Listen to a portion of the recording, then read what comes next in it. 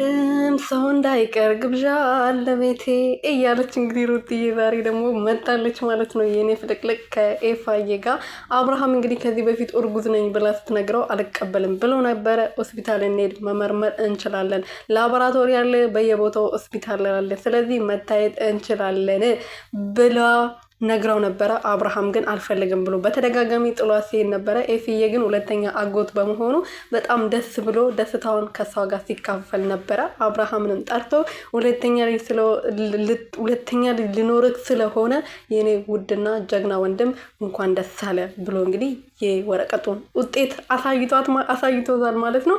ሩትዬ ግን ደስ ብሏታል። እንደዚሁ ደስ ይበልሽ፣ ሁል ጊዜ ፈገግ በይልን ማለት ነው የኛ ጀግና። ሰላም ሰላም ቤተሰብ፣ እኔ ያለው እንዴት ናችሁ? እኔ ፈጣሪ የተመሰገነ ይሁን በጣም ደህና ነኝ። እናንተ እንዴት ናችሁልኝ? በያላችሁበት ሰላማችሁ ብዘት ተረፍረፍ ይበልልኝ። የኔ ውድና ወርቅ እንቁ የሆናችሁ ፈጣሪ ከክፉ ነገር በሙሉ ይጠብቃችሁ። ሩትዬ እንግዲህ ዛሬ ደግሞ ከኤፍዬ ከአብርሃም ወንድም ጋር ከአብረሽ ጋር ብቅ ብላለች ማለት ነው። የእርግዝና ውጤቱ ግን ያው አሁን ሄርሜላ ተሸንፋለች፣ ዜሮ ሆናለች። እንግዲህ ከበዓል በፊት የተሰራ ቪዲዮ ነው፣ ድራሿ ጠፍቷል ማለት ነው። ሐኪም ቤትም ገብታ ሊሆን ይችላል፣ በንቃቴ ብዛት አይታወቅም።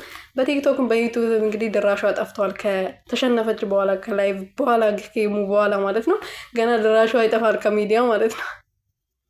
ወይኔ እናቴ ደረሰ። እንግዲህ አብርሃም ደግሞ አሁን ወደ ሩትዬ ተመልሰዋል። የእርግዝና ውጤቱ እንግዲህ ዛሬ በሳቅ ነበረ፣ ግን መጨረሻ ላይ ደግሞ የአብርሃም የሆነ ኩራተኛ ነገር ነው። ሄርሜላ እንድትናደድበት አይፈልግም። ድራማው እንዲያልቅ ስለማይፈልግ ነው እሱ እንደዚህ እያለ ያለው። ስለዚህ እርግዝናው በጣም ደስ ብሎታል። ሁለተኛ ልጃቸው ደግሞ ሴት ነው የምትሆነው። ልዑልን የመሰለ ወንድ አግኝተዋል። አሁን ደግሞ ቀጣይ ሩትዬን የመሰለ ልዕልት የሆነች ሴት ልጅ ይኖራቸዋል ማለት ነው። ስለዚህ አብርሃም የአንድ ልጅ ወንድ ልጅና የሴት ልጅ አባት ሊሆን ነው ማለት ነው። እና ሩትዬ ደግሞ ለዚህ ክብር ስላበቃችሁ ተንበርክኮ ሊያመሰግናት ነበር የሚገባው። ትላንትና ልጆቹ ያመጡትን አበባ ከዛ በላይ ነበር ሊሰጣት የሚገባው። አልገባውም አብርሃም እንጂ